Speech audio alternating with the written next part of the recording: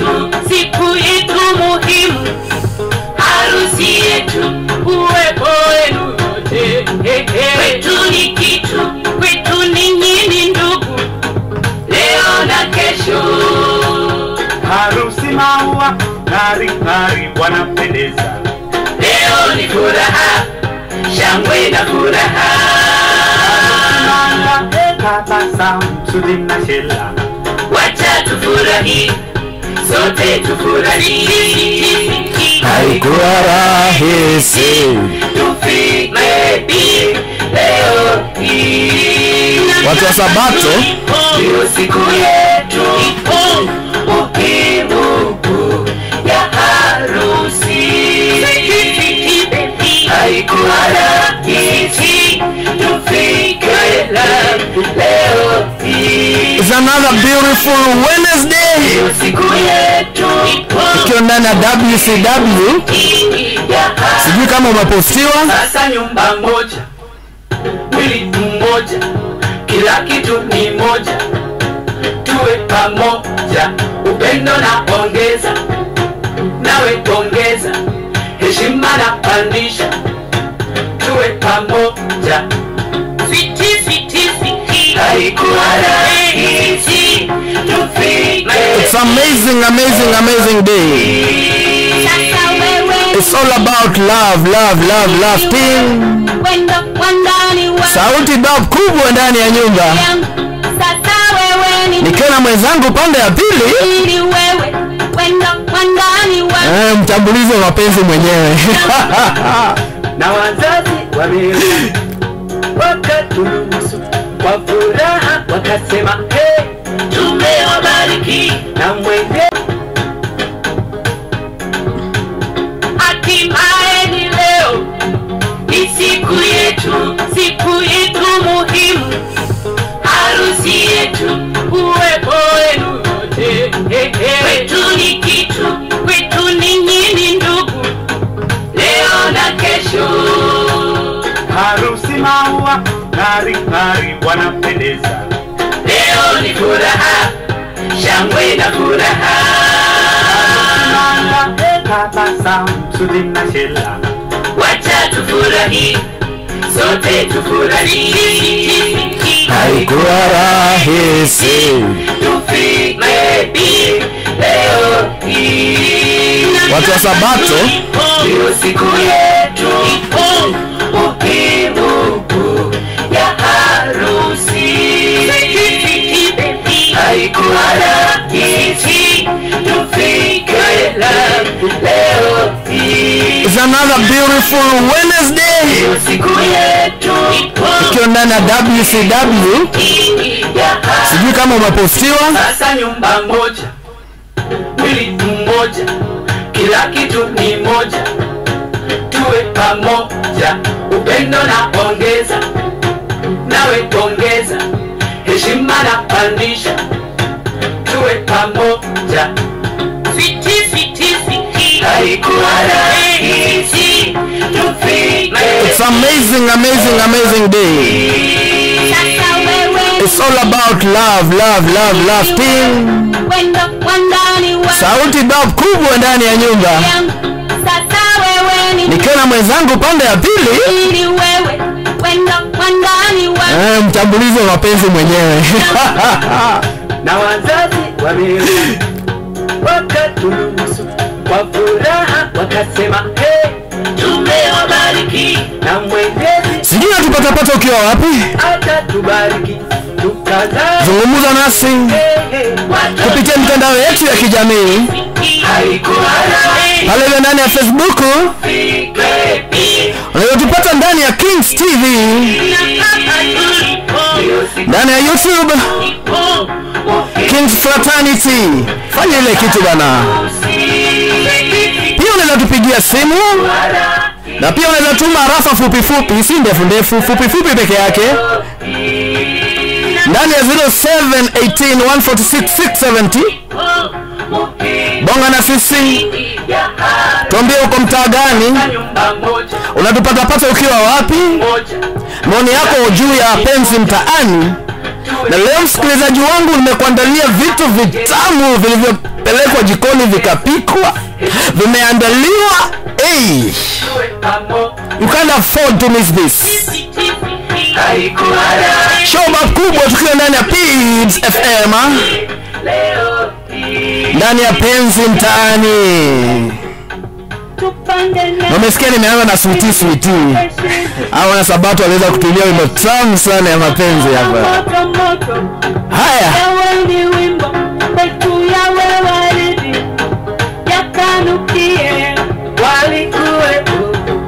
Walitamani nao watafunga harusi, wakaparangana, haikuwezekana.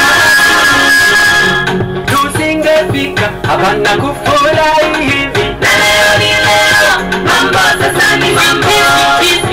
Haikuwa rahisi tufike leo hii, hiyo siku yetu muhimu ya harusi. Haikuwa rahisi tufike leo. Wana Brian wa Malwa, huyu mwana Sabato kweli. Sijui unanipata ukiwa wapi baba? Ya harusi. Sasa nyumba moja, mwili mmoja, kila kitu ni moja. Tuwe pamoja, upendo na pongeza, nawe pongeza, heshima na pandisha. Tuwe pamoja na tutakumbushana kukana Mungu, familia ya Mungu, huja upendo wema kwa ndugu wote, wapande zote, tutapendwa na wote, hata na Mungu. Tutapendwa na wote hata na Mungu. Mapenzi ya Mungu kwanza, alafu ya duniani inafuata. Karibu ndani ya show kubwa tukiwa ndani ya Penzi Mtaani, tuko ndani ya Penzi FM. Watu wa mlima mnatupata ndani ya 92.7, watu wa Nyanza Western Region pia mnatupata ndani ya 103.1, na ndio. So kama kawaida tuko ndani ya show kubwa, kama vile nilivyoanza nikisema sijui unatupata ukiwa wapi. Unaweza tupata katika mitandao yetu ya kijamii pale hivyo Facebook, unaweza tupata @Kings TV, YouTube unaweza tupata Kings Fraternity. Pia unaweza bonga na sisi, unaweza tuma rafa fupi, unaweza tuma si ndefu, nataka tu fupi ndani ya 0718146670. Sawa. Na usipige, niko ndani ya studio tafadhali. Tuma rafa fupi. Sio? Kama kawaida niko na mchambulizi wa mapenzi. Anaitwa mchambulizi ama ni mshambulizi? Yote mawili. Sawa. Acha nikuite mpenzi analyst Dr. Lam mwenyewe. Sio? Karibu baba. Karibu ndani ya nyumba. Wiki yako imekuwaje? Imekuwa salama. Nashukuru tena. Toka last time tulikuwa hapa ndani ya Jumatano, tuko Jumatano nyingine. Asante. Nashukuru tena umenikaribisha na huku. Nimekuja. Karibu sana ndani ya nyumba. Sasa leo tumepangia wasikilizaji wetu mambo mazuri Tuko na topic moto, si ndio? It's all about love. Na nilikwambia ndani ya Penzi Mtaani, tunaongelea watu wana date kidogo but tuna focus sana na wale ambao wako ndani ya marriage. Si ndio? We are talking more about marriage.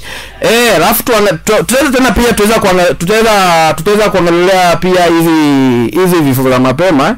Naona watu hii relationships hizo hazitaki mchezo bana. Watu wanakufa wanauana, wengine wanajirisha kutoka ghorofa ya 5 ya 7 because of mapenzi. Si ndio? Sawa.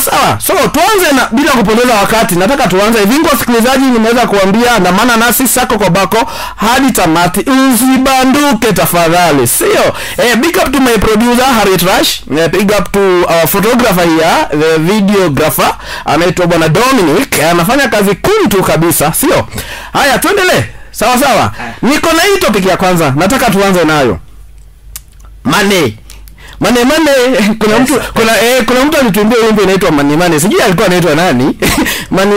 Mane. Sawa. So, nataka nikuulize swali moja bwana Jafeth. Nataka tuzungumzie mambo ya money in relationships. Pesa ndani ya mapenzi, hata kwenye wana date pia pesa. Najua siku hizo wanasema pesa. So, what is your opinion before tuendelee? What is your opinion kwanza juu ya pesa ndani ya mapenzi? Pesa, money in relationship. Thanks once again. Okay. For inviting me, and I'm glad you raised the topic. Okay. What is my opinion on money in relationships? Well, from where we stand, yes, at the moment, yes, in this moment and time, if you do away with money, there's no relationship. Okay. So in most cases. So you mean that relationship nowadays depends more on money? It doesn't depend on money. Yes. Money sustains the relationship. Money sustains the relationship. Yes.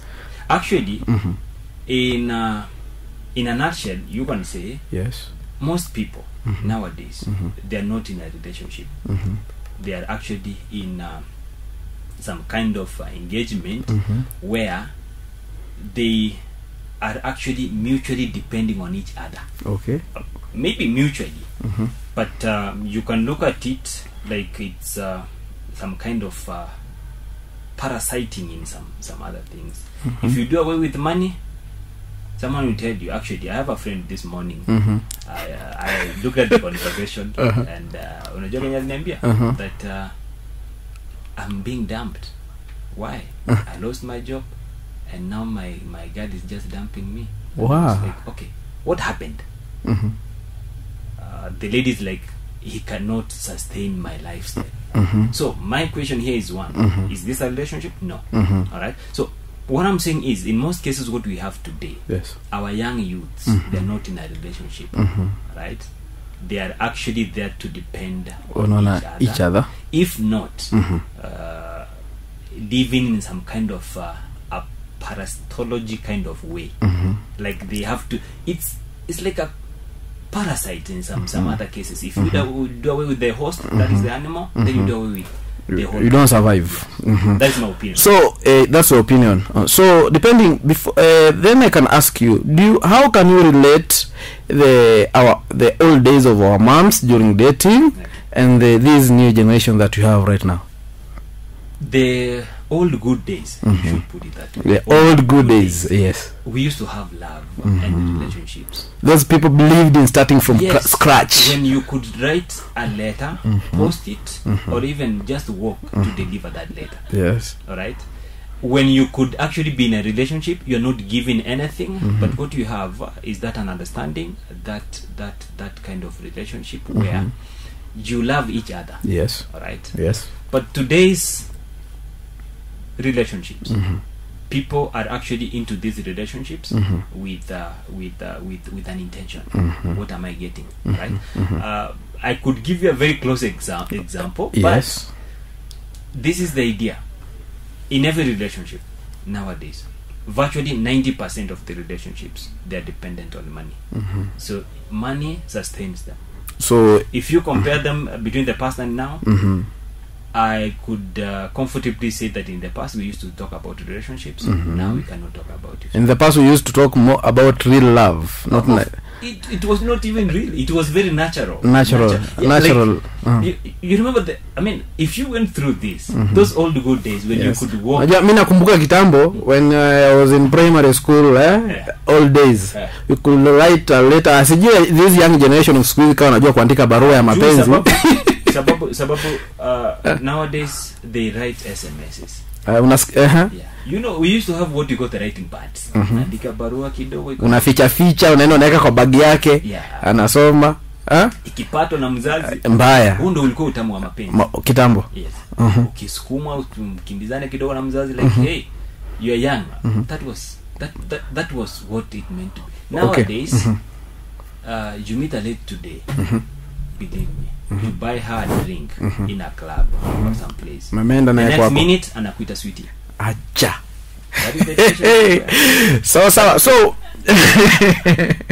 So do you believe umesema kitambo there was that natural love? Yeah.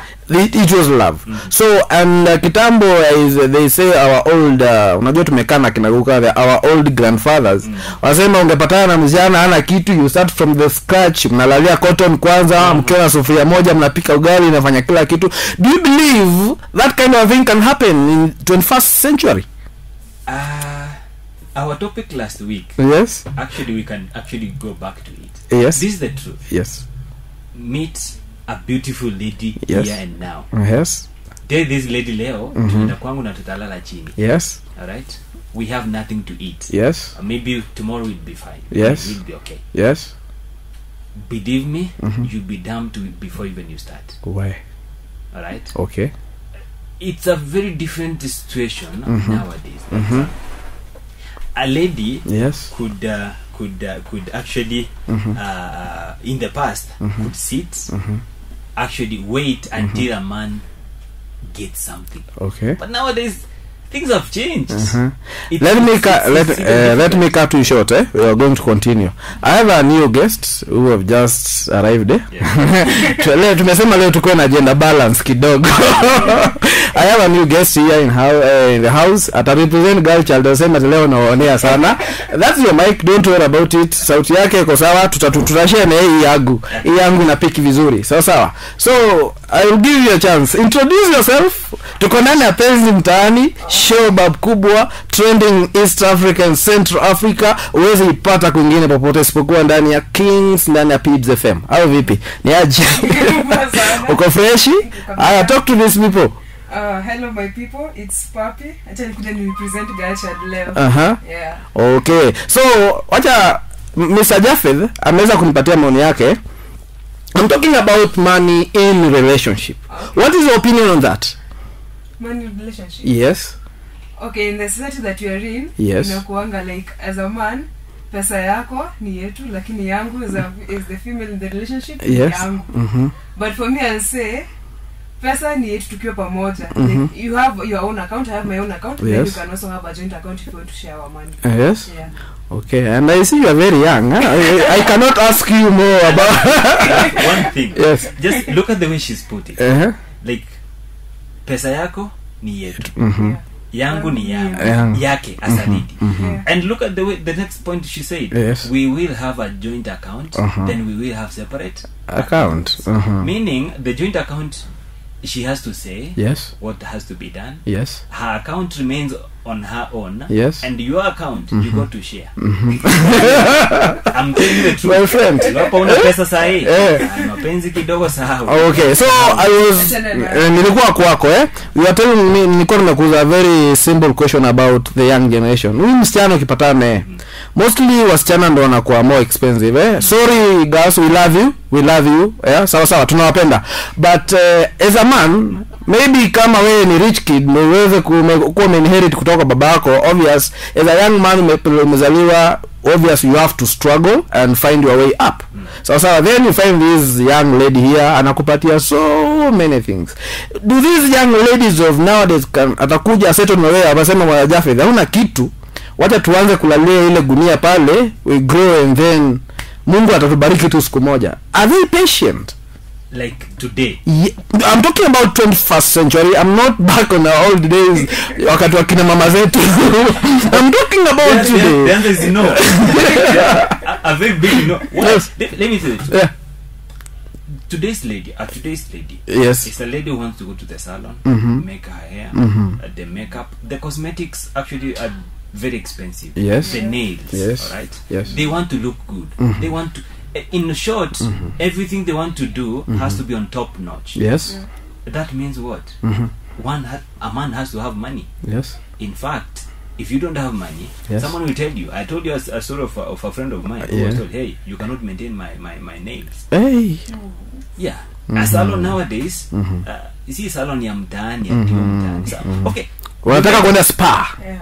A spa where you have to go through some is a process. Anaanzia hapa hivi anamalizia pale. Manicure, pedicure, they go to a facial, hey. In short, sustaining a relationship without money, it's almost impossible nowadays. Okay. Almost impossible. What about you, Papi? What can you say about that? Okay, like today in the morning, like I talked to a producer, and she told me that a relationship without the money, hatakula mapenzi. So I don't see a relationship starting without money. Yeah. So the young generation nowadays believe that we don't. But ideally, it should not be the case. Ideally, it should not be the case. You can find someone whom you love, or she loves you, or it's either way, or both you love each other. Yes. But what will happen is, some of us actually forgo the feelings. You let it go. Yes. Why? Because you feel that a lady, for example, feels if I say I love this person, he cannot sustain me, then what will happen?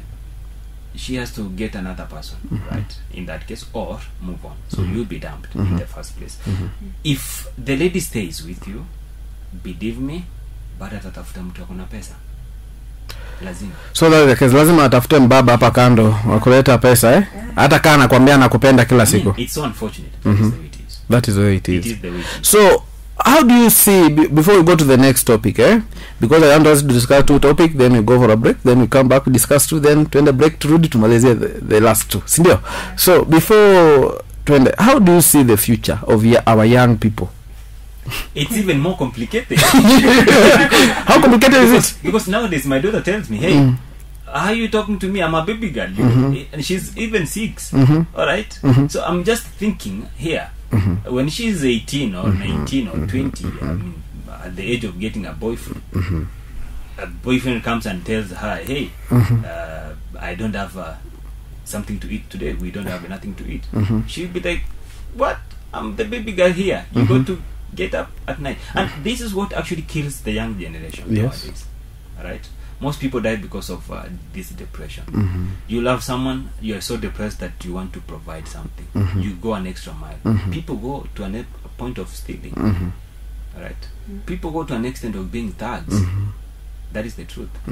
It's not because they want, but it's because the pressure that comes from the other side. Okay.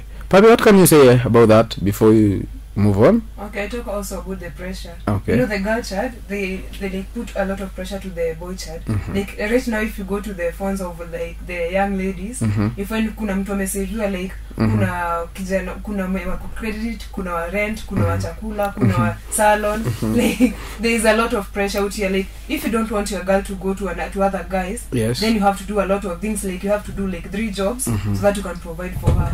So the future of this generation, I don't see it. We don't say the 3 jobs. Okay. When the unemployment statistics in Kenya states that we've got over 10 million people unemployed. Yes. Where will you get the 3 jobs? Become a bag.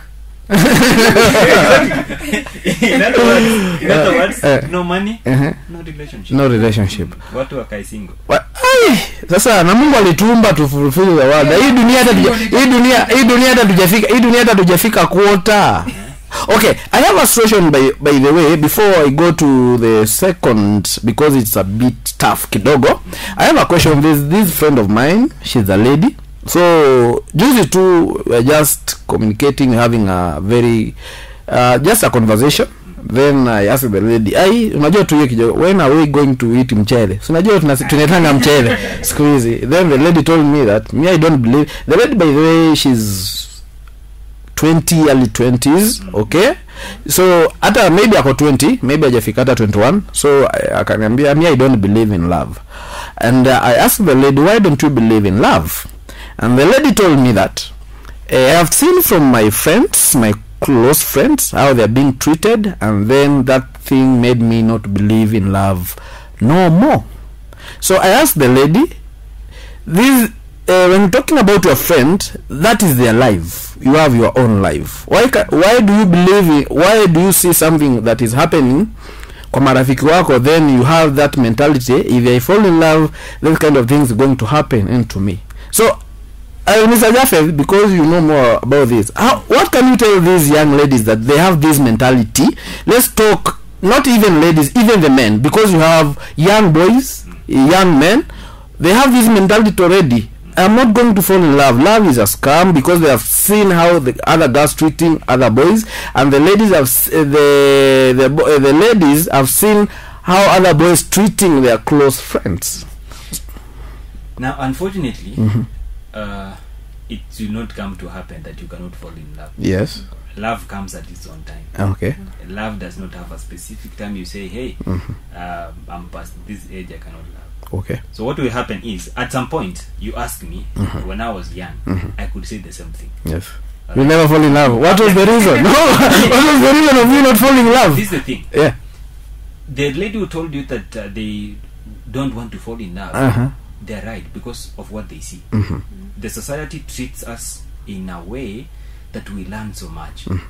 We see our brothers, our sisters, our friends, closest friends, what they go through in love. Look at even the violence in terms of man-woman relationship. Yes. It can make someone think, hey, I even don't want to get married. But this is the truth. Sometimes we go through these things by ourselves. You're heartbroken at one point, then you're like, I will never come to love again.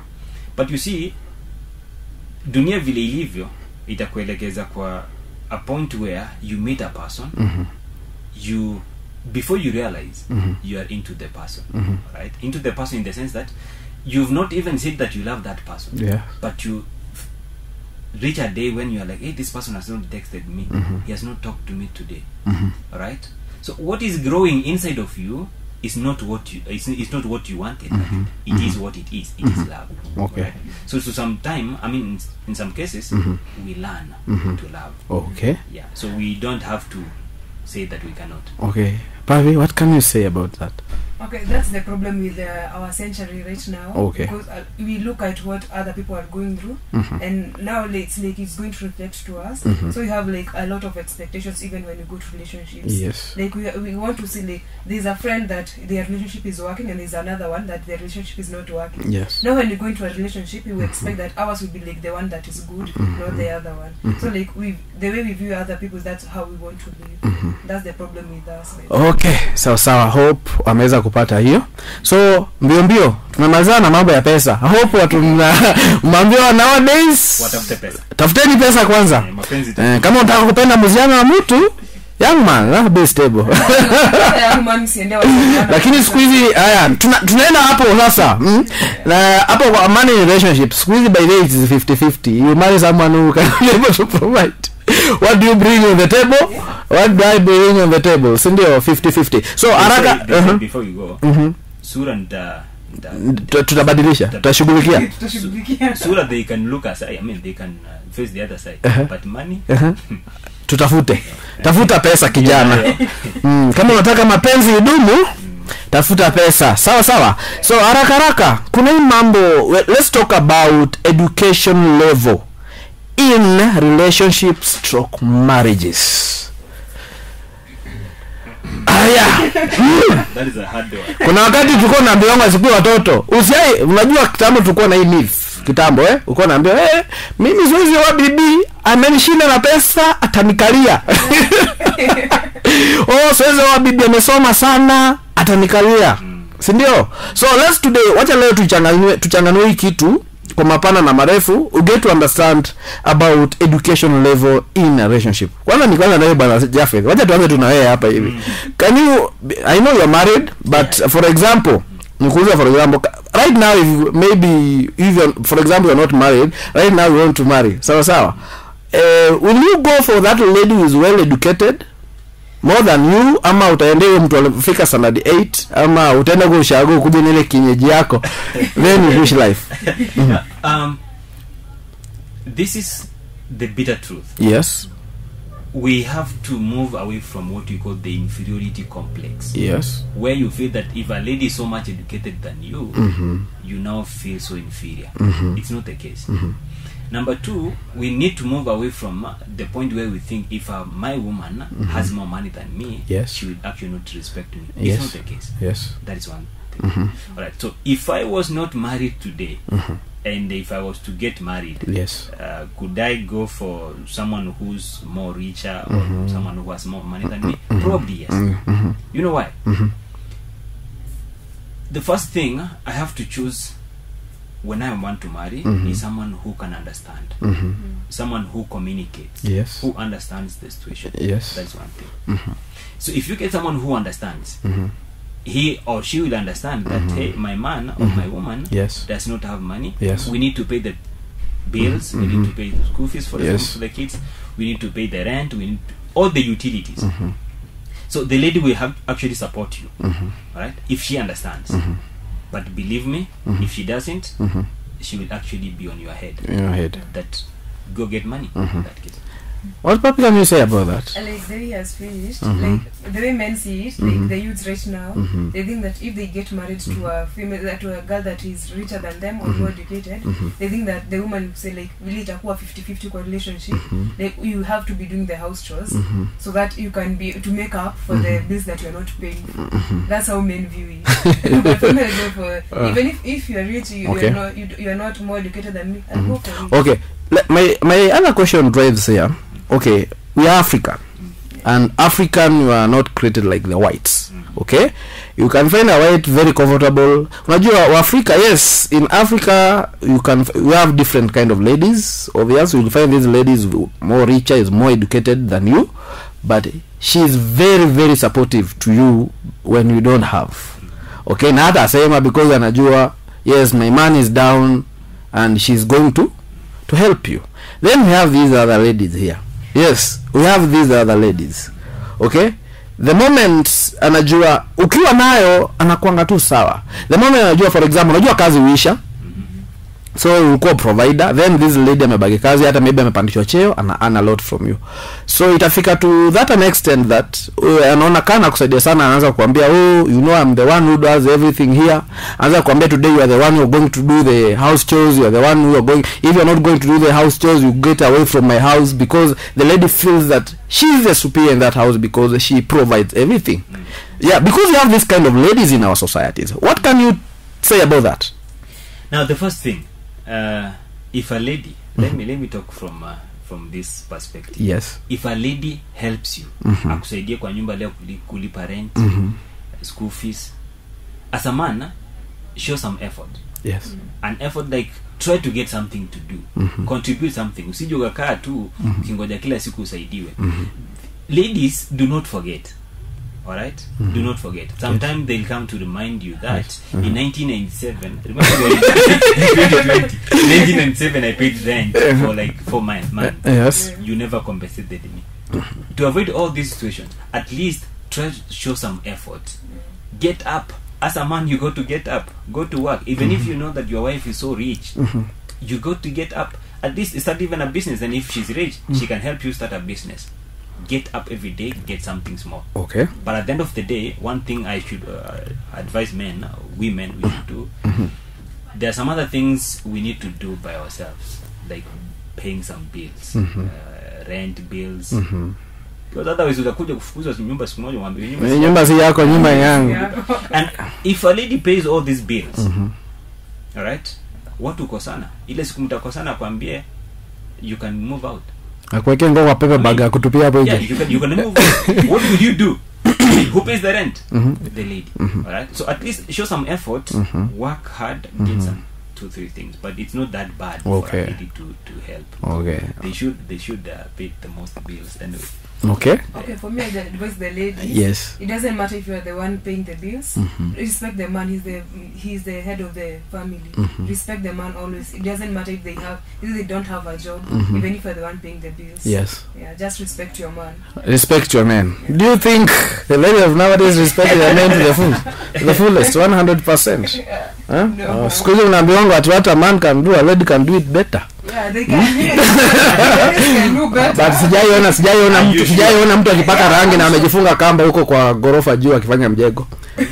Are you sure they can do it It's better? because people don't give us those opportunities. By the way, we can do it. Okay, sawa. Given an opportunity. But one more thing about this education in Yes. This is the truth. In an African setting, kind of society, Yes. we tend to believe that wives are just housewives. We need to advise them.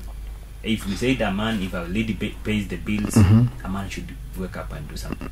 Ladies, you should get your own money. Yes. At the end of the Be day. independent. Kila siku kusema Paka pesa ya chungu inaitisha. Kiberiti, kuna leo kiberiti mzee, kuna kiberiti. Anaitisha kila kitu. Sometimes surprise your man, go do your hair, your nails, and then the man will be like, oh sweetheart, who did this for you? I got my own money. It actually helps. Right? Go get money, pay your own bills at least. But I'm not saying that men should not take the responsibility. Yes. However, we did look at the responsibilities as well. Yes. Like if a man has to chip in, at least a lady has her own money. Okay. Sawa. So that's good. So Mambiwa, we have talked more about relationship or about money in relationship. I think wasikilizaji wetu umeweza kupata 1 2 3 obvious you can go. Bwana Jafet ametuambia yeye hana shida, yeye anaweza anybody so long as the man is more supportive. Anaamka asubuhi anafanya kakitu, si ndio? Si lazy, si ndio? Sawa, nataka guys we take a very tuende kwa muziki kidogo. Tusikie muziki hapa kidogo kutoka kwa Tatiana. Anajiita Tatiana anajiita Tatiana, inaitwa You Mean to Tell Me. Very nice song. Wacha tusikie inasema nini, alafu turudi tuongelee. Kuna topics zinakuja hapa mbili, we want to talk about those topics. Very very amazing. And kumbuka msikilizaji wangu unaweza text tuambie unatupata ukiwa wapi, endelea kutufuata. Tuambie uko wapi, then unatupata kwa njia ipi? Bonga na sisi, unafeel aje, opinion yako ni gani juu ya mapenzi mtaani? Tumeweza kushughulikia topic mbili so far about money in the relationship. I think umeweza kuelewa vizuri. Tumeongelea about education level in relationship ambao my people here, my Dr. Loves hapa hivi wameweza kutuelimisha more about money in relationship. Sawa. So wacha tuende kwa Tatiana tusikie anatuambia nini.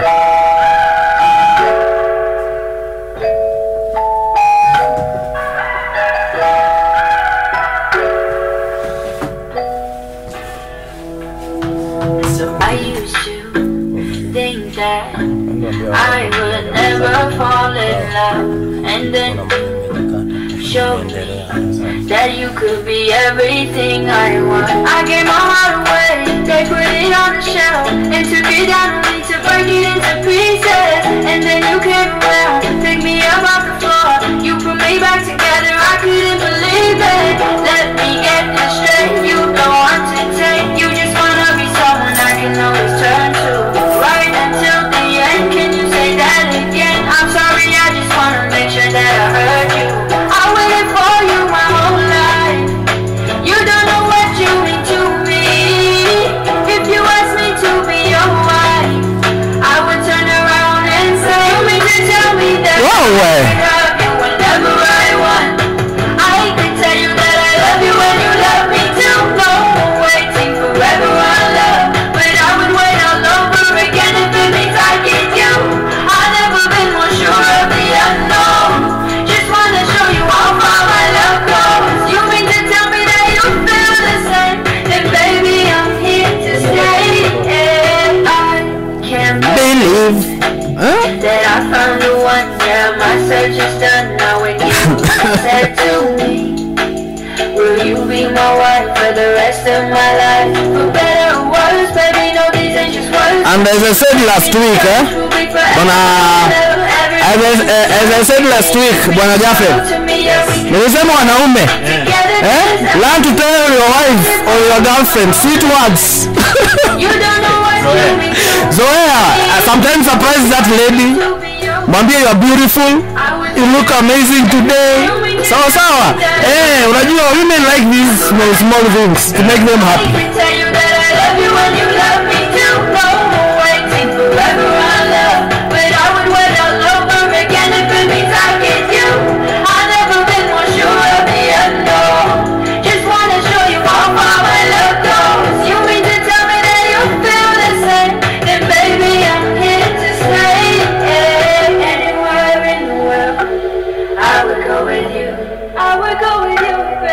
And don't ever be shy to walk with your wife or your man. That's the truth. Usimwambiage nani enda ndakuja. Hapana, it is not right. Be proud of your person always.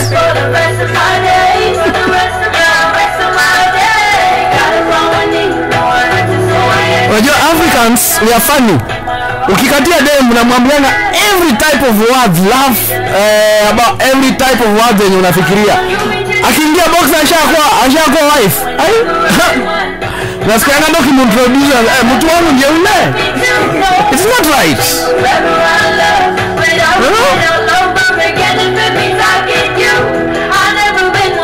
And women too, learn to appreciate your men. The small thing, the little things that they bring on the table. Appreciate these men. They work very hard outside there.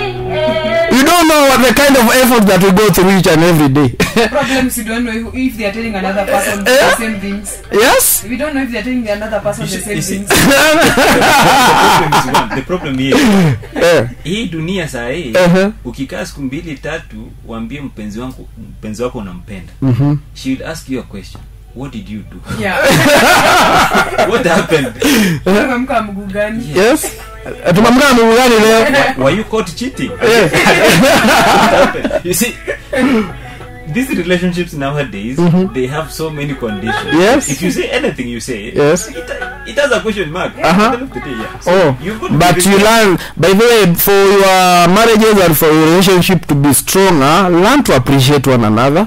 Yes, it's a very good thing, mwambie hata unaamka asubuhi na unamsurprise na mwambie hata unavalisha bwana yako shati asubuhi na unamfunga tai akikuja kazi. So it's good.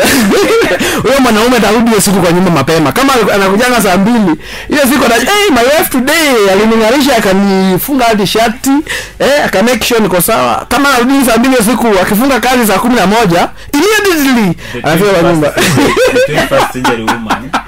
Very rare. Last time I said you can even wash your men mguu mkaniingilia sana. Sawa si mbaya. Unajua okay, welcome back. Wacha tupitie mtandao kidogo. Welcome kwa show bab kubwa, tuko ndani ya penzi mtaani kama kawaida. I have two amazing people. I have Bwana Nyakundi and I have Beatrice Omondi aka anaitwa Papi B. Yeah, it's a very young generation.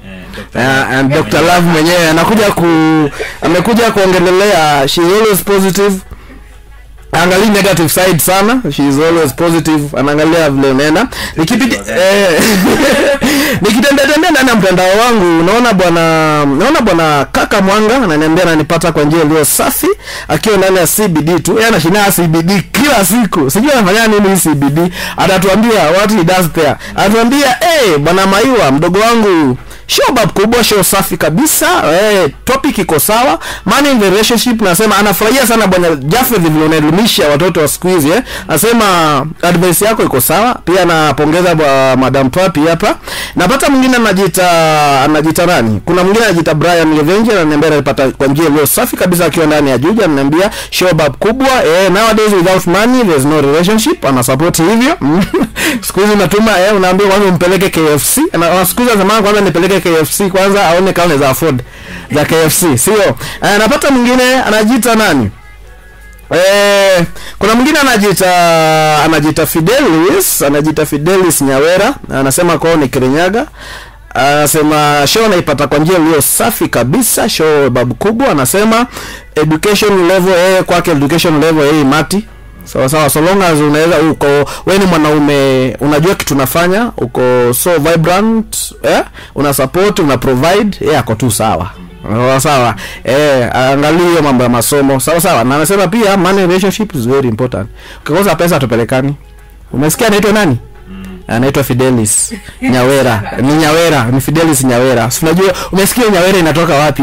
Haya, sawa. Sijasema ni wapi mimi. Sawa, karibuni sana. Endeleeni kutuma text zenyu. Na producer ananiambia kuna watu wako huko nyuma wanasema big up show sana. Kuna mwingine anaitwa Brian huko. Anasema show ni tamu. So tunaendelea pole vizuri. Haya bwana Jaffe.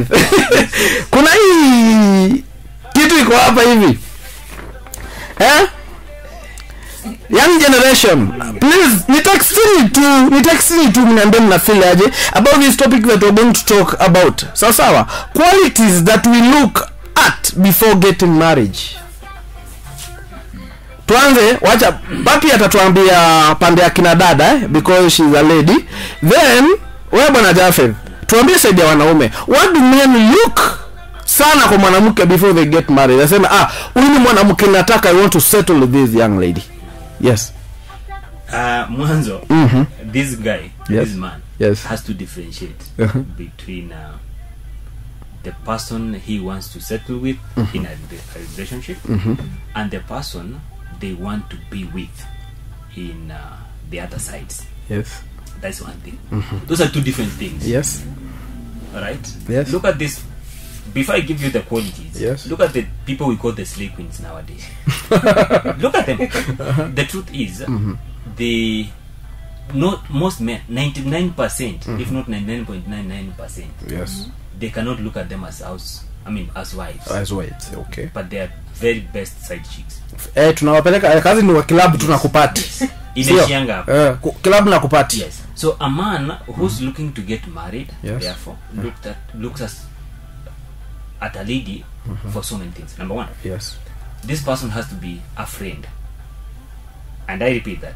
That person has to be a friend. One. Hope ngoja kidogo. Hope wanaume mna take notes Brian, hope Brian Evenji, my friend, you are not yet married.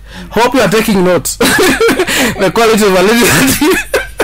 That person has to be a friend. Okay. That is number one. A friend, because a marriage Yes. as an institution is not a bed of roses. Kila siku utaamka uambiwe una raha mahali kila kitu. Sometimes you miss, sometimes you get. Yes. But when you marry a friend, you will have to talk about these issues day in, day out. You talk someone whom you can communicate with. That is the first thing. Yes. Number two, someone who has actually the qualities of even cooking. Yes. Right? I told you here last time. Okay. The best way to a man's heart is through the stomach. Haya, wasichana mnasikia? Yeah, they have to. If you have these qualities, tafadhali utapata bwana. Ile siku utakuja msichana asema with my nails I cannot go to the kitchen do the sufurias. My friend, that is the end of the story. Okay. Alright? Achana That is the end of the story. That ends there. Okay. So those are the things. Even if in short, a man looks at two things: a combination of the qualities of a slave, because you cannot say because you're now getting married you don't have to look good as a slave queen. All right? I'm not saying that people should marry slave queen, but if they get married, okay. But one thing is someone who's presentable, someone who communicates, someone who's friendly, someone who understands. Most important, underline the word understand. Understands. Yes. Someone who understands, because these issues they need to be understood. That is very important. Marriage is not something that it's not an institution where you can just come in and say it's done. In fact, to quote the Bible, which I gave you last week, Yes. the book of 1 Corinthians, Yes. chapter 7, Yes. if you go through verse 14, it states that even God does not like divorces. Mungu apendi watu wana divorce. He doesn't. But the Bible gives a situation where if a man wants to get divorced, he can do it. Yes. Gives that situation. The same thing to a lady, of course, in that case. But this is the point here. When you want to get married, get to marry someone you can talk to the whole thing. The whole, most important is, And the person you are free to talk to. Every time you feel down, you can relate to this person. Yes. Okay. Talk to someone who understands you. Yes. Those are the two things. Okay. Right? Of course, beauty comes at the far end. Beauty fades. That's one thing. Beauty fades. Maua unyauka So someone has to go for someone whom they can talk to the whole lifetime. Okay. Very important. Okay. That is what people go for. So wewe kwako beauty uko mwisho? Beauty mwisho, roho ikuwe safi. Roho safi. Not someone who's just someone who has a good heart. Right? Because beauty lies in the eyes of the beholder. Yes. What I'll say that is so beautiful to me cannot be so beautiful to you. Yes. So why will I worry about the beauty again? So I got to go for someone who has a good heart, some friendly. And this is the point. I will marry the best friend. My best friend. Okay. My best friend. Okay. The reasons? Aya, wanaume mumesikia bwana Jafeth ameweza kueleza. I don't have to repeat what he has said. I hope mmekuwa na kalamu. Wasichana, kama umesikia if you have these qualities that Mr. Jafeth amesema, I assure you 101% you will get married. Wacha nikuje kwako. We want to hear about the tall, dark and handsome. So let's go to the other side. On the tall, dark and handsome. Papi, tell us more about ladies. What do you see in these young men outside here? Wababa zenyewe mnaona wengine. So what do you see on them before you get married? Because maybe this is the perfect man. I want to get married this man. What do you look in this man? Okay, first cleanliness. Yeah? You need the boy child. Atumesema nini first? Cleanliness. Cleanliness is secondliness to goldiness. Yeah. Okay. We want people who are clean. Hata hiyo tukisimwona mtu kwa nyumba Ati aoge.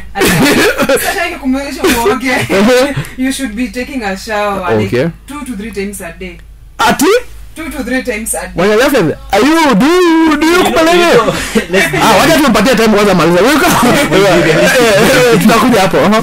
Like I didn't say that it's a must, like but like in the morning and in the evening. Okay. But if you're at home, like if you're going to the gym, also shower. Like Okay. that is like 3 times. And also we want a person with good communication skills. Si kila wakati kugombana kwa nyumba. Okay. Like just know how to communicate. If you have a problem, talk to me. Like wanaume kidogo acha nikate wanaume kina huyu videographer wetu wako hapa bwana Dominic, I hope you are taking notes and you are understanding, and vijana uko nje, I hope you are taking notes. Haya tuendelee.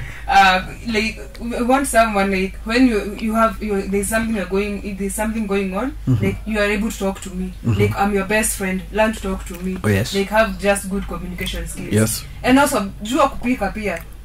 Uko unadumbikia kwa nyumba, like we can cook together, just like it's like unaweza tengeneza hata timetable kwa nyumba, you cook. Like si kila time mimi napika kwa nyumba. So haya sawa hapo when you take notes hapo hiyo ni yenu, mtajua kama mtaeka kama mtaeka. And also ukue good grooming. Like si kila wakati nakuambia mambo ya ndevu ama like uende kwa kinyozi. Sasa kama hizo zangu kwa sababu mimi nimelea ndevu like kama kwa ndevu hizo ni kubwa, yes. Like ukizichana sisi zikati zinakaa dengu. Okay. Like uko na good grooming. Pia fashion sense tunaangalianga sana. Wewe ni mtu wa luku Luku by the way, luku hiyo lazima uangalie. Lazima pige luku ama tu mtu presentable. Uko presentable. Yeah, kama ni casual wear uko tu sawa, uko presentable. Kama ni official uko presentable. Si tunachanganya official na casual at the same time. Like just be presentable. Okay. And also ladies, they love people who are funny and know how to dance. Sasa mtu kama mimi sijui ku dance. Where let's start. Funny. You can be, it's either you be funny or know how to dance. Okay. And also you can get a lot of ladies if you can do both. You can dance and you can be funny. That's what girls like. Oh, kwa hivyo I'm funny. And sometimes I'm always funny. Yeah, I'm done. So I understand why you ladies love me a lot. Before you let her go, we need to clarify some things. Okay, we need to clarify. Hapo kwa kuoga sana, lakini kwa kuoga ni lazima. Yeah. But 3 times a day manze, mwanaume. 2 to 3 times. Ai. Like it's not a must to take a shower 3 Okay. times, but 2. Kwanza tuanze na hiyo kuoga. Mwanaume kuoga nao ni lazima. Yes. Mwanaume aoga. Yes. Right? Ukioga mara moja si mbaya. Okay. It depending. Lakini ukioga mara mbili hiyo ni vizuri. Asubuhi na jioni kama wewe unafanya kazi. Unaweza hata kuoga mara 10 Wewe oga so long as you are clean. Oga nayo oga. Lakini isiwe ni condition lazima nioge mara 10. Wewe unataka At least umeng'ara. at most twice. Maybe it goes to 3 eyes. Yes. Okay. Hii kitu kingine ya timetable. Okay. Okay, let's talk about the timetable. We agreed here last time. Yes. At least today's generation of ladies, Okay. they're lazy. Lazy. Yes. Listen, even the way they're putting it. Yes. That to make a timetable. I mean, what happened to our morals? Yes. A lady should cook for a man. Cook for your man. Also men, you know how to eat. Yes. Okay. Acha malize. A man, as a man, you should know how to cook. Yes. Right? But it can be very wrong for your woman to tell you today you are the one doing the kitchen. I mean, it's very wrong. Okay. But as a man, you can be so romantic. Surprise your wife. You are lady sometime. Tell her, hey, my woman, take a remote. Go sit. I'll do this today. Right? And they'll serve you. Yes, I'll cook your best. You should surprise them. And that is the best part of it. But isiji ikakuwa ni timetable imewekwa kwa wall, like nyakundi nikitoka kazi ama nimetoka kwa hustle na fikiria leo ndo ninafanya sufuria nitakuja saa 8 usiku. Okay. Ya tuone mtakula za ngapi. So we should not, I mean, ladies should not push men to avoiding their homes. Okay. Right? But cooking One thing I can actually tell you for sure, cooking for your woman and your family as a man, Yes. sometimes It's by the way, we do it. Even breakfast, tell your wife, hey, you can take a sleep, let me go and make breakfast. Okay. Serve that breakfast in bed. Which is Be romantic. Once in a while. Yes. But I'm Not not saying, kila siku. alafu tulionga last week, if a lady comes and mko na rafiki umekuja kwangu, for example, I always say, hey, bwanangu leo wewe uko jikoni. That's being rude. Marafiki wangu wakikuwa hata kama timetable hata ifichwe basi kidogo. We need to do some other things Privately, okay. But we should not have that mentality like a man should cook. Okay. Right. Okay. At least. Thank you. I hope, Papi, do you agree? And one thing, what she said is very true. Communication. Communication is the key. I think communication is the key in every relationship. She said another thing which I think is very important. Yes. If you want to marry, marry your best friend. Okay, guys, I think for our young generation, umeweza kusikia communication is the key. Usikae siku tano je umeonyesha mtu alafu pato yeye mtu move on. Unaanza kushindwa. What happened? Okay? So learn communication is the key by the way in every relationship, in every marriage. Communication is the key. Without wasting time, let's go to partners, friends in relationships. Kuna hao watu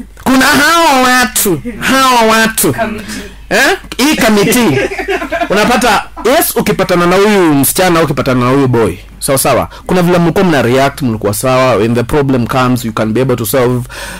Ukikosa anaweza kukuunderstand, akwambia babe leo umekosa, usijali, kesho utapata.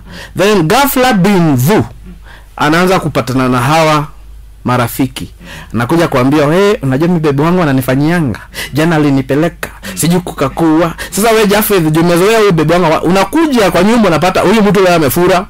Okay, ameanza kubadilika tu, juu kunaenda aje because of the partners friends.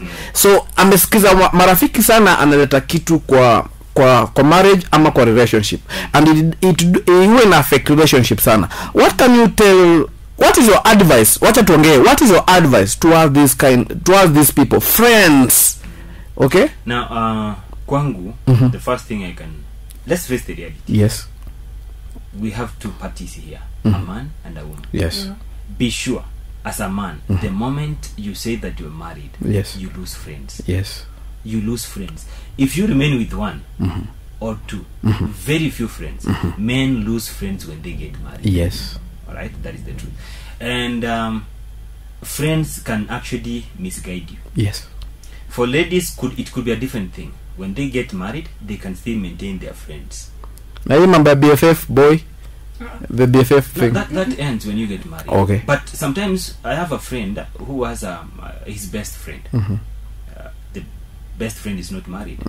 But sometimes you see when you are young, zile vitu ulikuwa nafanya na huyu rafiki yako, mnatoka hii club mkienda ingine, wasichana hapa na pale.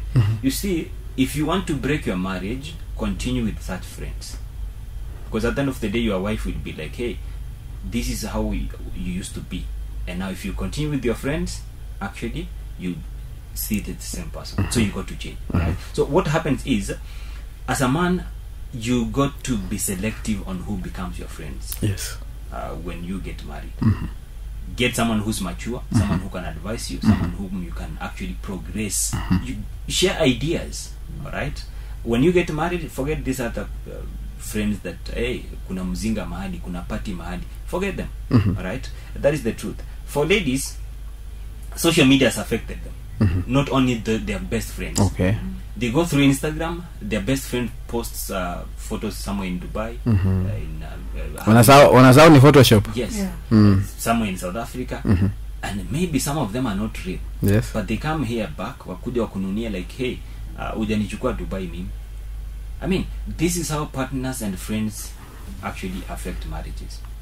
So one thing is, ladies, when they get married, they should actually, again, focus on the best friends whom they can share ideas, whom they can actually talk to, because some of these issues needs people to talk to. But they have committees, my friend. They have committees. A committee that sits and decides who's best and who's not.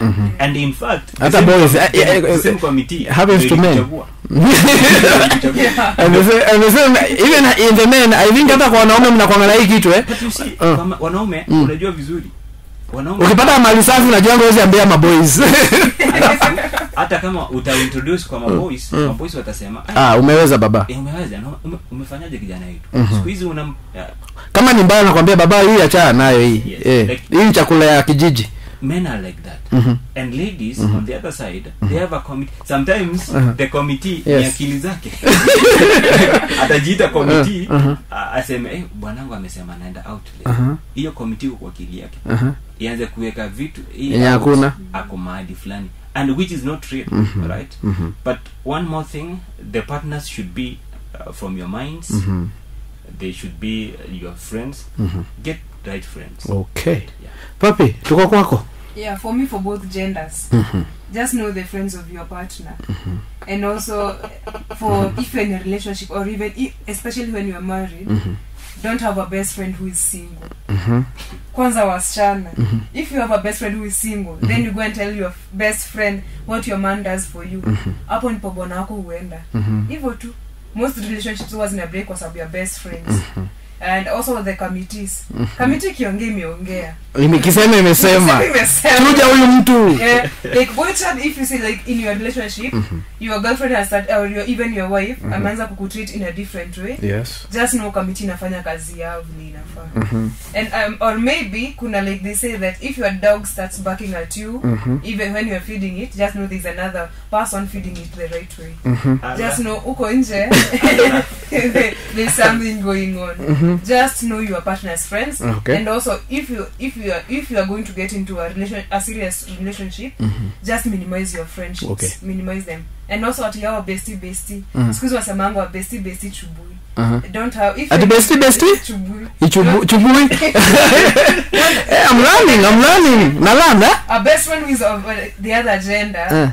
Be careful. Yeah. In short, bestie. If a lady calls a man bestie. Na huyu mwanaume hajaoa. Hata kama ameoa, put it in quotes. Yeah. Okay. There is something beyond that bestie. Wanapatananga pahali huko. Those are friends with benefits. Okay. Sawa. Wacha tusikize wimbo. Turudi tumalize. Siongezi. I'm not adding nothing. I'm adding nothing. Turudi tumalizie na topic mbili hapa ambayo ambayo bwana Jafeth, umeiona kabisa. Nataka tuende kwa Otile Brown na Medi. Hii wimbo ya Dusuma. Tusikize Dusuma kwanza kidogo. Otile Brown, Dusuma, tusikize Dusuma. Na endeleeni waendelee kufanya nini? Waendelee kuongea na sisi. Tutumieni message, mtuambie mko aje. Sawa? Mtuambie mko vipi. Then tukienda tukiongelea tuache Dusuma na Otile Brown na Medi wakituambia more about Dusuma. Otile Brown,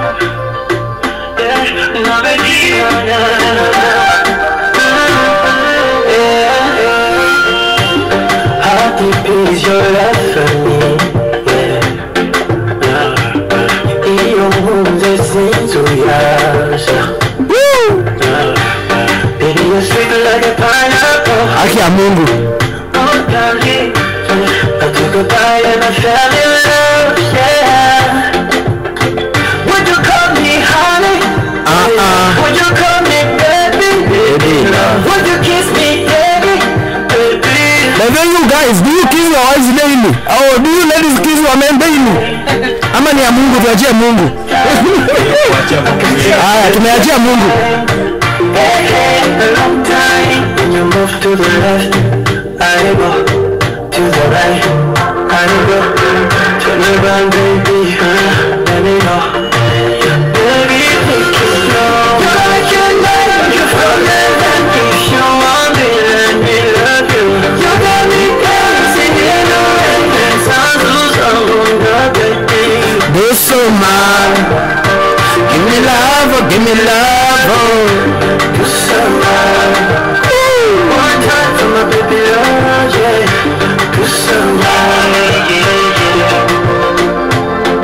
yeah. We kunikamata tulivyonana mama ni kama kaba chanu chako mikasasukasa kanayo bale dane hivyo nikusabila kunikamata tulivyonana mama ni kama kaba chanu chako mikasasukasa kanayo bale dane I see you baby, I feel you baby, I see you baby, even if you're not around I see you baby.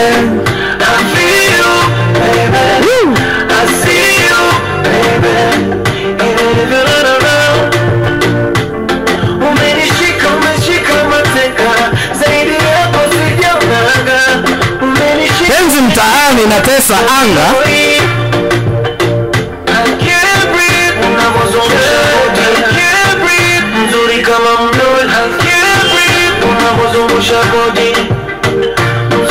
Alafu kitu moja bwana Gafford, ladies, this goes to all ladies, listen very carefully. Sometimes usianze kuvanga tu dera yenye inafunika kutoka kwa kichwa hadi miguu. Sometimes it's good, dress something nice, surprise your mind, something that mwanaume wako akuja aone hivi, aish, anajua hivi leo unaambia mwanaume wako akikuja, labda akiingia unamuuliza daddy. By the way, you're supposed to call your man daddy. Let me educate you young ladies.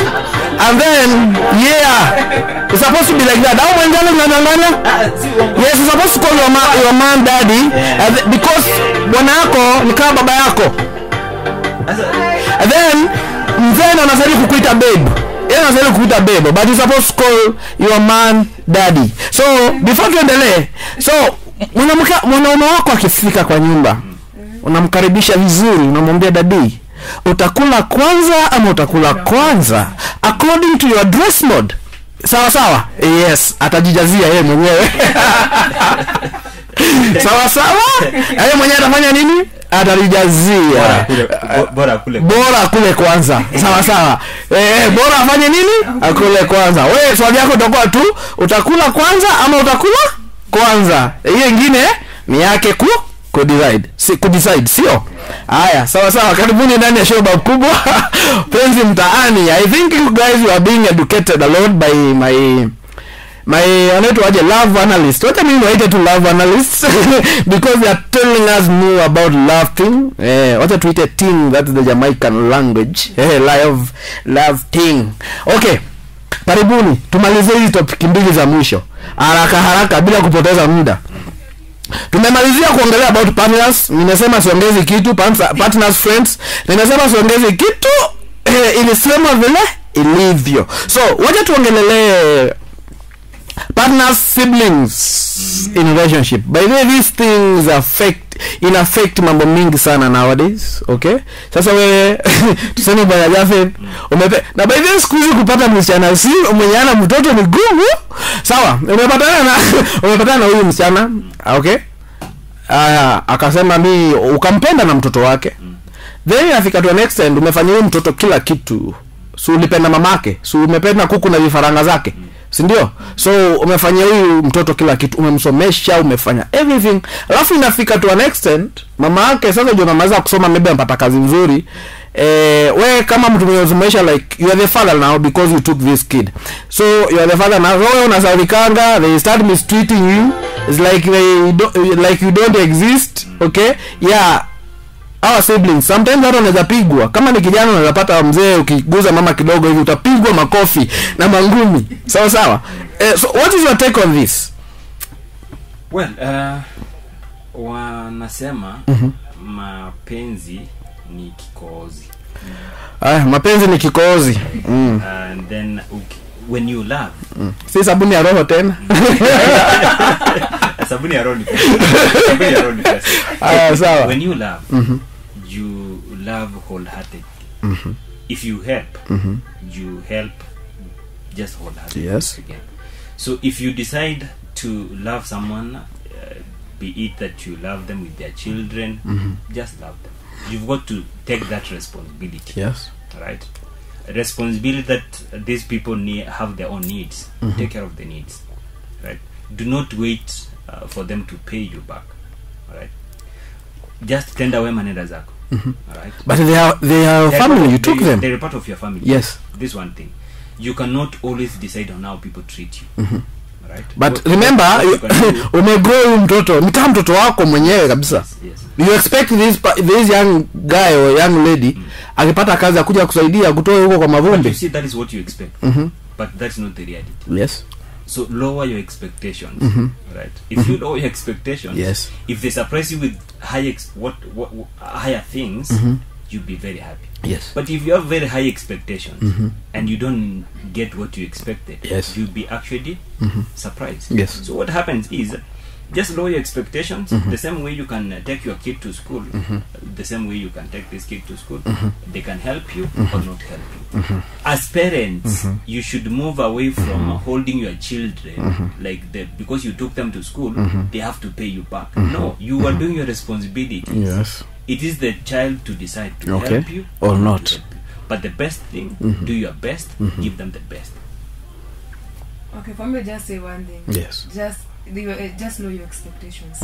Expectations mingi, you will get your heart broken. Okay. So tukiwa tu bado hapo, there's this kind of parent. I'm talking about partner siblings in a new relationship. Tuseme ukiwa kijana. So obvious mama yako mostly wa mama ndio wana push sana kwa kijana. So your mom is waiting you to get married. Then unampelekea huyu msichana umepata because umempenda lakini alikuwa na mtoi ukampenda tu. But ukienda kwa mama yako anakwambia, "Bwana Jafeth, mimi kama umenioea umeleta msichana mwenye na mtoto kwangu, go find a nice young lady without any kid, uzae watoto wako, mlee pamoja." So what is your take on that? My take is very simple. Yes. Who's marrying? Yeah, thank you. Who's married? My father or my mother cannot dictate to me whom I should marry. Am I? Na anakwambia if you refuse there's no baraka. Because you have to be blessed with your You parents. cannot, as a parent, Yes. you cannot actually threaten your kid. Yes. That is what you call threatening. Yes. With baraka. Baraka zinatoka kwa Mungu. That is number one. I mean, take your baraka. This is one thing. Yes. You cannot decide on whom your child Yes. decided to be with forever. Yes. That's one thing. So I think it's very wrong Yes. and very unethical Yes. for any parent to sit and say you should marry from this family, you should marry someone who looks like this, you should marry and get your own kids. I mean, what if I marry the person you want and I don't get the kids at the end of the day? Better huyu mwenye akona mtoto, right? So having a child is not the end of life. Okay. It should not actually be a persecution that a lady that has got a kid Or a man that, because it Yes. is, we have to be fair here, yeah? Yes. Kuna hata wale wanaume wako na watoto, sio? that you cannot take care of the kid. No, this is the point. And I think to some extent our kids, the kids should be able to stand firm on their position. Tell their parents the truth. This is my decision, and I think with my conscience I've made my own decision. Okay. You like it Or not. it's my decision, it's my life. And it's final. You cannot decide on my life Okay. in this case. Because if I marry, I'm going to live with my wife. She's not coming to live with you. You, okay. I'm the one married. Papi? Yeah, I'm not getting married to the in-laws. I'm marrying that one person, not the whole family. Okay. So don't dictate who I'm supposed to marry. Okay. And also for the people who want to marry, people who have kids, just look at the relationship between that kid that you have and the person you want to get married to. The way they connect and the way they even relate, just look at that relationship so that you don't get married to a person that atakwambia rudishe mtoto ushago, we start our own family. Ama peleka mtoto kwa mamake ama kwa babake kwenye ataenda, we start our own family. Just look at the relationship between your child and the person you want to get married to. Okay, my other question very fast. Yes, we are talking about partner sibling. Yes, ukona kama men have kids, ladies have kids. Umewaleta, utapata wewe unatesa huyu mtoto because he wako, mama anatesa huyu mtoto because he wake. What is your take on that? Once again, it's very unethical. It's even immoral for someone to treat a kid so badly because he or she is not your kid. Okay. It should not happen in the first place. If you marry someone who has a kid, look at that kid as your own kid. That is my take on that. There's no another way I should look at it. Okay. There's no room for mistreatment. Alright, but I understand the society outside here kuna watoto wanapigwa, wanakuwa mistreated, others are being killed, to be sincere, but it shouldn't happen. It shouldn't happen. I don't know what the kid is doing that is actually making you to mistreat the kid. You should not look at it that even if you kill this kid today, what will happen? You go to committee, you stay there, the kid actually rests in peace. But it just total madness to treat a kid. What can you say about that, Madam Papi?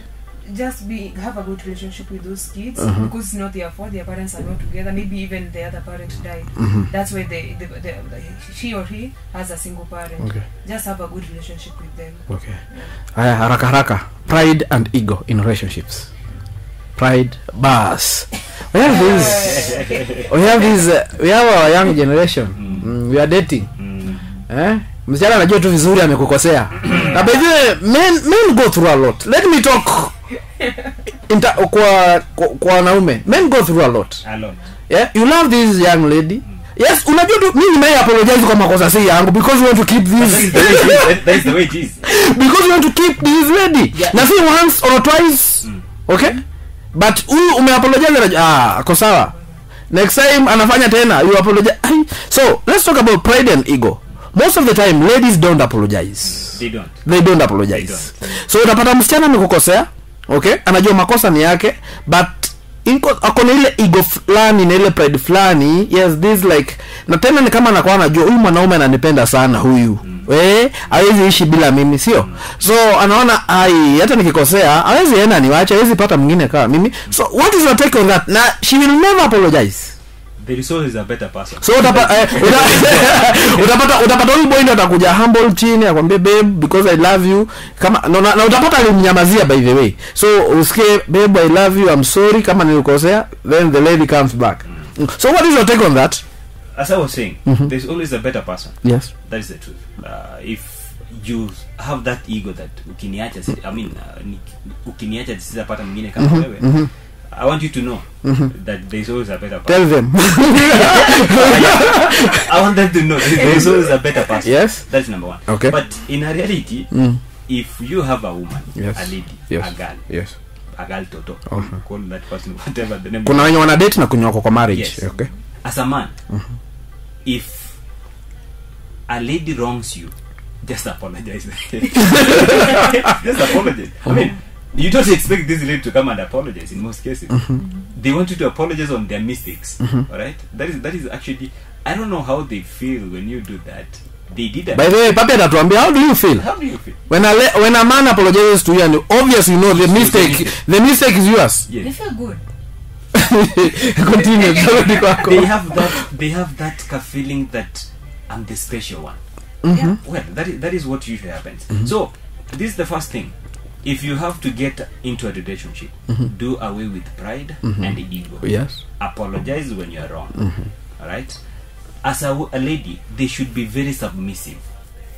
And I repeat, they should be very submissive. Okay. Alright? They should not actually be here that, hey, I'm a baby girl, I cannot do this and that. Right? My friends don't do this and that. Hey, forget that.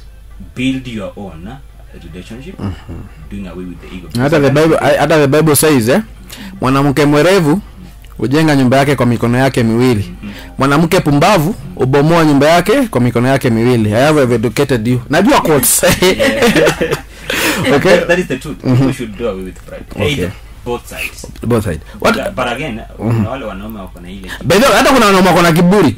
Kuna wale wanaume wana feeling like they are huyu mwanausichana hawezi enda pahali. Huyu bila mimi hawezi make it in life. There's those men who have what is your take, Papi?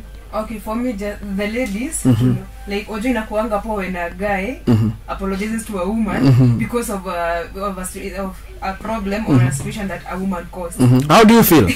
Produce woman feel aje? That feeling is nice, by the way. Like, but I also want to ask the ladies a question. Like, I'll ask question. Like, how do I become mad? Because you are mad because I made you mad. So for ladies it's like that. We feel good when you apologize. Okay. Because Like, but you men were the one who leads us to be like that. Not all ladies will feel nice when you apologize because it's their fault. Like, you know, you are used to simping to that lady, so that lady knows ananifanya makosa anikasirikie pia mimi nitajam ndio akuje apologize ndio niache kumjamia juu alikuwa amenijamia. So for guys, lakini mapenzi hii stop simping. Stop simping. Simping too much. Okay. You are giving us ladies those the nini to push like we want our ego and pride inaenda juu because you simp a lot. So stop simping. I'm not saying you don't simp, but I personally I don't simp. Yeah, minimize the wewe ukijifanya wewe ni mwerevu wewe tembeza. Kama vile bwana Jaffe amesema, there is a best option. Yeah. Yes, sawa. Nitafute pesa nipembezane kutafuta pesa wewe nikuje nikupeleze. But that's not the case. Avoid ego and pride. So tukimalizia kuna hiki kitu moja inajisumbua. Sasa hivi naona watu wanajirusha kutoka ghorofa ya 7, wanaanguka chini, mwingine alijirusha kukufa. Sasa I don't know where that person is. Okay? Kuna video imekuwa ikitambaa by the way, msichana fulani akishutiwa akipigwa bullets nyingi sana. Sijui it was 2 guys. Okay, because I think it's because of love. Hakuna kitu kingine. Unajua mwanaume tu hawezi toka pesa ametoka, akuja kwako wakushoot lazima mara moja several times. Okay? So I want to Bwana Jaffe, can you advise these young men, or what is your take on that? To an extent that hii mapenzi nafanya watu sasa hivi watu wanakufa because of love. Yes. One, the same book, the Bible, says love is kind. That is one thing. Love is remorsive, actually. Love is it is what it is. Okay. But number one, you should avoid getting into a relationship where you know that you are risking your life. You don't have to lose your life because of someone else. Wait a minute. If you lose Beyonce, there's Rihanna on the other side. Yeah. That is the truth. If Rihanna dumps you, kuna mtu anaitwa Beyonce huko yeye, tuko na Beyonce wetu Kenya, amefurahi. If Beyonce dumps you, Papi's here. Okay. I mean, there's always that room okay, that you can do some things better. When you get it wrong, just take it as a lesson. You don't have to take away your life because someone dumped you. Hey, it's not the end of life. Okay. People have been dumped. In fact, we've got even a wedding that we were talking about last yes, week that was done within 3 minutes. People divorced. Watu wanafanya harusi alafu within minutes watu amjenda honeymoon.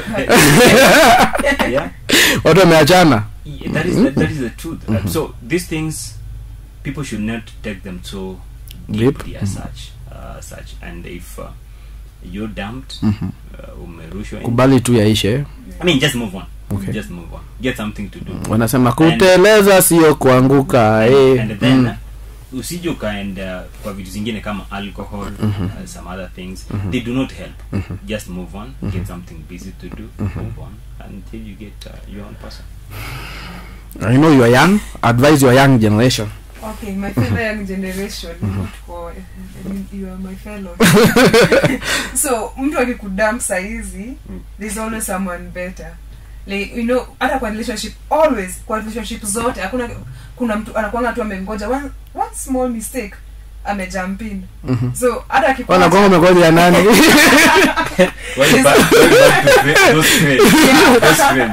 There's always that one amengoja tu one small mistake a jump in. So akikuacha kuna mtu mwingine atajileta kwa wako. So don't worry, don't kill yourself.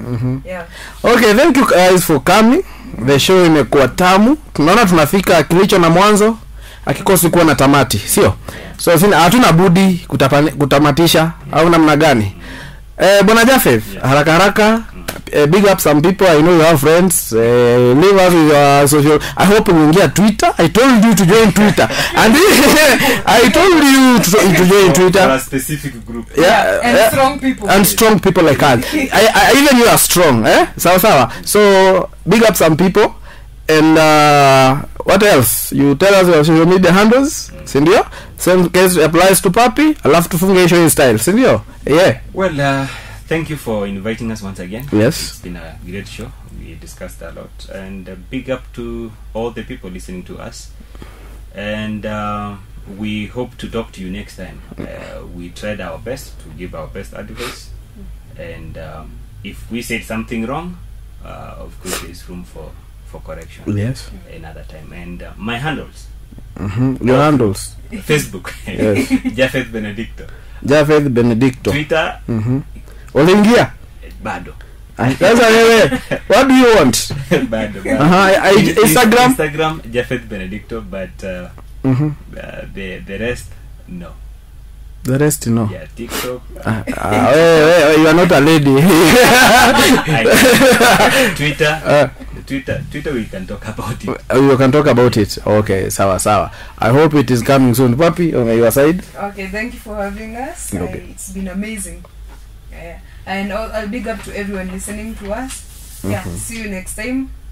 Now, for me, social handles on Instagram, it's at PapiB, PAPPY space capital BEA, and the Telegram the same, and Facebook Beatrice Omondi, TikTok 1 it's PapiB, and TikTok 2 Beatrice Omondi 00. Uya wakila pale. Hujatuambia Telegram? Telegram PapiB also. Bwana Japheth uko Telegram? Yeah, Japheth Benedicto. Tafuteni Japheth Benedicto. Huyu ni MSDA vibaya sana. Mtafuteni huko. Tunawaona. So guys, imekuwa show mkubwa. I've been having fun, a lot of fun inside here. Thank you all for coming once more again. And I hope wasikilizaji wetu wameweza kubambika, wameweza kulearn 1 2 3 things.